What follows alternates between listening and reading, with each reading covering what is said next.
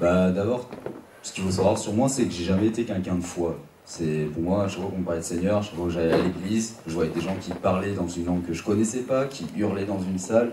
C'était un peu bizarre pour moi. Mais après, plus tard, quand j'ai fait ma crise d'adolescence, à 18 ans, eh ben, j'ai décidé de partir de la maison sous un coup de tête avec des collègues. On était en plein dans la drogue. Enfin, voilà quoi, c'était un peu années 70 pour nous. Et genre, on est parti sur Paris. Sûrement la pire décision que j'ai faite parce que sur Paris, au final, on s'est retrouvé dans la rue, donc sans nourriture, sans vêtements, sans rien, juste un pull, un jean. On est parti de ça. Au final, on s'est retrouvé avec des sacs de couchage. Heureusement, on a rencontré des personnes formidables qui nous ont un peu aidés à que ça soit plus agréable, ce petit passage. Et au final, plus le temps passait, plus on tombait dans la drogue, on est tombé dans la drogue dure, on a commencé à partir en cacahuète, et c'est à ce moment-là que voilà, là, le Seigneur, on l'oublie limite, on se dit, ouais, là, on fait une chute, quoi, c'est pas possible. Et un jour, je commence à tomber très malade, mais vraiment. Je commence à vomir du sang, à être vraiment mal au point. Et au final, un matin, genre, je me lève vers 8 h, j'essaie de me faire une petite promenade dans Bercy, je vais dans un parc magnifique où il y a plein d'oiseaux, il y a plein de choses, et je commence à me poser pendant 2 heures. Il y a tout le monde qui me regardait, ils se demandaient qu'est-ce que je faisais, et en fait, pendant 2 heures, je me suis tourné vers la dernière chose qui me semblait possible pour m'aider à aller mieux, pour que ma vie, elle soit un minimum normale. Et en fait, c'était le Seigneur. Et au début, c'était pas Seigneur, écoute, non, c'était pas du tout ça, c'était de la colère, c'était beaucoup de tristesse, j'ai même pleuré, et j'ai prié pendant 2 heures. Pendant 2 heures, je vidais mon sac, je pétais un câble. Et au final, après ces 2 heures, je me suis senti délivré en fait. J'ai eu un petit point en moins.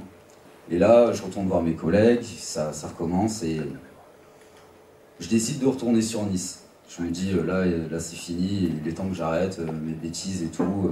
Et quelque part, je crois que j'ai un peu le Seigneur là en moi. Ça recommence. Et j'arrive sur Nice et voilà, je suis qu'un homme et je décide de tenter le Seigneur encore une fois et je lui dis tout simplement, Seigneur, écoute. Si dans 5-10 minutes, mon père il est là, au spot, donc à 7 km quand même de là où il habitait de base, et aucune nouvelle, hein, donc il n'y avait aucune possibilité qu'il soit là. Au final, je suis allé m'acheter un sandwich avec des collègues, et quand je suis revenu, j'ai entendu « Jay, c'est pas ton père ?» Et au final, si, c'était mon père, et là, à ce moment-là, je me suis dit « Écoute, Seigneur, t'as répondu à mon besoin, tu m'as prouvé par A plus B que t'étais là.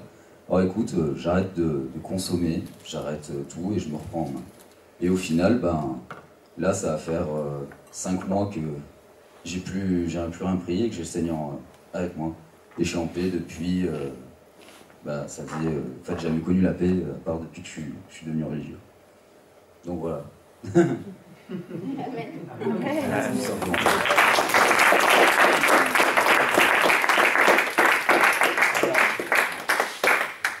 Merci Jérémy.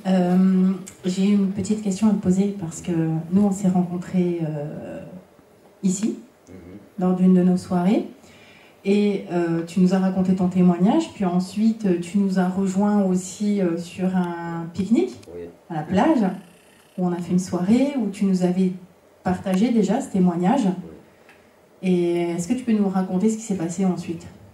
Ah oui. Chose étrange aussi qui s'est passée après que j'ai raconté mon témoignage à la soirée plage qui était juste super. Un matin, je me suis senti rempli de joie, mais vraiment à un point presque d'en pleurer, genre vraiment de pleurer de joie.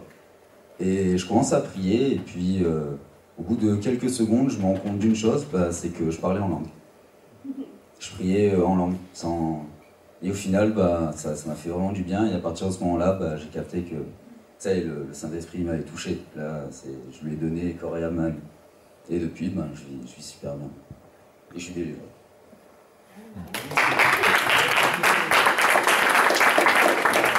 Merci Jérémy.